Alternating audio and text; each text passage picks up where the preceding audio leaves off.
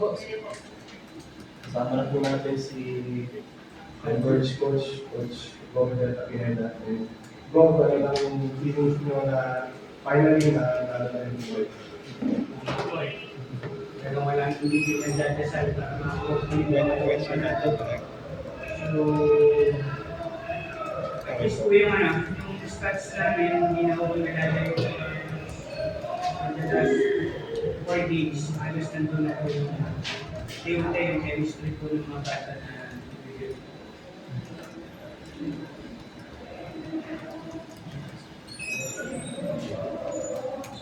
Rob, there was a point in the game na parang walang mapangat po yung laro. Plano po ba ninyo yun? Hindi, na-check ko lang po na mga kasi Yay! maingay nandito na. Matanda, andito na. May matanda. Parang palakasan yata ito. Okay. Thank you, Lord. Hindi, na-check ko lang po yun na I need to give confidence sa mga star player of game with the Rainbow Shine sila yung halos sa first fight ko. So, minamanage ko lang po yung time ng mga bata for them to run talaga as usual ang gusto namin.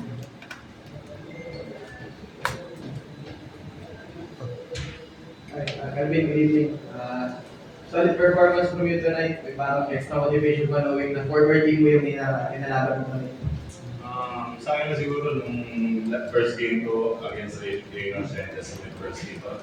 Pero 50-50, sabi ko, boss, 50-50 ako, di ba ako handa na para maglaro. Pero yung mindset ko, nandun sa paglalaro. Pero tinabaho ko, bago this game, tinabaho ko yung 3 days na yun, bago itong game na to. And yun nga, ang resulta, mas okay, mas gumaan, at mas naging agresibo ako sa loob. Calvin, gano'n kahirap yung losing streak? Siyempre, habang tumatagal, siyempre, bumababa yung moral ng team. Actually, sabi nga po ni Gob, bago pa yung team, hindi pa naayos yung lusot, hindi pa nalalaban, at hindi pa naplansya. And this time siguro, sana, itong first game na, itong second win namin, dito na kami tuloy kasi, na yung losing streak namin na putol na, sana naman to, winning streak no? Coach, good evening po. During that 5-game losing streak, ano nang sinabi niyo sa players para yung moral pa rin ng team niyo yung pa rin? Yung situation naman po namin dun sa mga nakala namin, may mga instance na kulang po talaga yung kulang yung mga players. In the last game, ni Drake Shine, even naglaro si Calvin and Juan, nakita niyo naman mo talagang hindi 100%. So, in-expect naman yung team na, expect natin yan. Plus, major is chemistry. We're a new team. So, huwag mo tayo agad mag-expect ng tubig yung game namin. But, right now, nandun po kami sa situation na every game yung plus buhay tayo para sa amin. One game at a time, yun na lang po sinabi sa mga bata. We need to focus on every game. Hindi mo namin na lumaban sa lahat ng mga remaining games. Coach, may kasama kayong bagong coach sa coaching staff na si Coach Bled Capasio. Ano po ba siya nasama and ano pong itutulong niya sa inyo? Alam naman po natin si Coach Ned, sa defensive coach. Yung way to the next game na lalawin. So, I need his support. Ako talaga pinahanap ko si Coach Ned. Sa other league, matagal ko nakikilala, nakakalaman ko sa ibang magpagalaw ng sa defense. So, hindi lang naman po kasi offense yung game natin. It's all about defense. So, I need another consultant. Sabay-sabay kayo kanina mga kakumpangan eh. Ano lang yung pakiramdam na sama pa nila sila Justin, sa Flor, sila Archie. Siyempre, manyaman, kaya nga sabi ng kapampangan, di ba?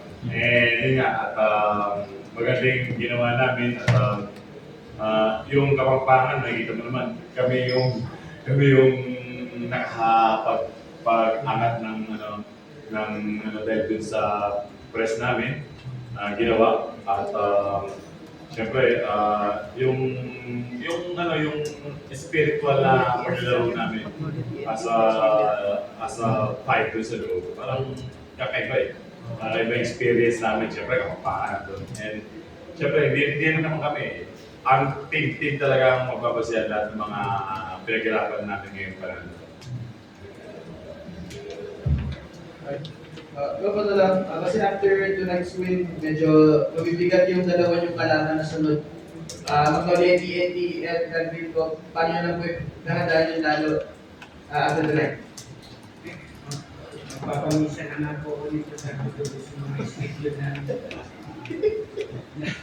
lahat.